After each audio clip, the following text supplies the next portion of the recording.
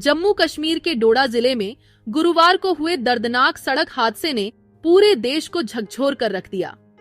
इस भीषण हादसे में भारतीय सेना के 10 जांबाज जवान देश के लिए शहीद हो गए, जबकि 11 जवान गंभीर रूप से घायल हैं। हादसा उस वक्त हुआ जब सेना का वाहन भद्रवाह चंबा इंटरस्टेट रोड पर खन्नी टॉप के पास अनियंत्रित होकर करीब 400 फीट गहरी खाई में जा गिरा।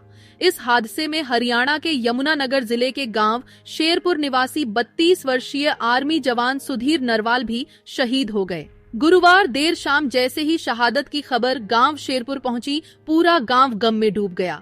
हर गली, हर चौपाल पर सिर्फ एक ही चर्चा थी, सुधीर अब नहीं रहा। शहीद सुधीर नरवाल परिवार का इकलौता बेटा था। वर्ष 2017 में पिता हरपाल सिंह के निधन के बाद वही पूरे परिवार का सहारा बना था। 2 बहनों का इकलौता भाई, मां की उम्मीद, पत्नी का संबल और 7 साल के मासूम बेटे अयांश की दुनिया। सब कुछ सुधीर के इर्द गिर्द ही सिमटा था। उनकी शहादत से परिवार पर दुखों का पहाड़ टूट पड़ा है।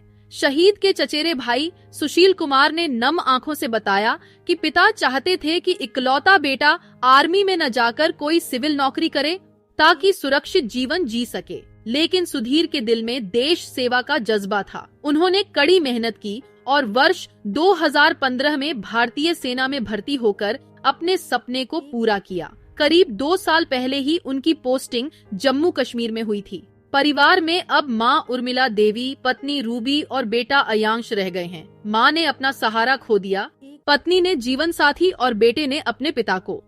यह सोचकर ही हर आंख भर आती है।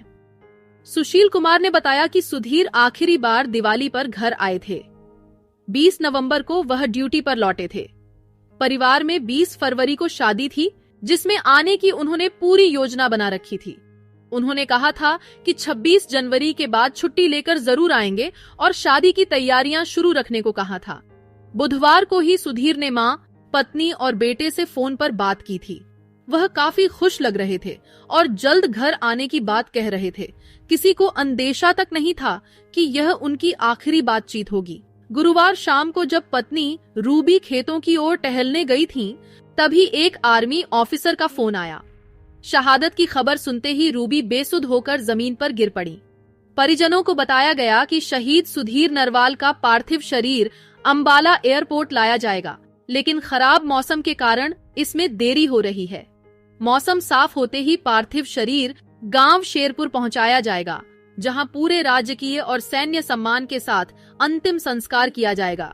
गांव शेरपुर आज गर्व और गम दोनों भावनाओं से भरा हुआ है। हर दिल यही कह रहा है कि सुधीर नरवाल ने देश के लिए अपने प्राण न्यौछावर कर दिए। उनकी शहादत कभी भुलाई नहीं जा सकेगी।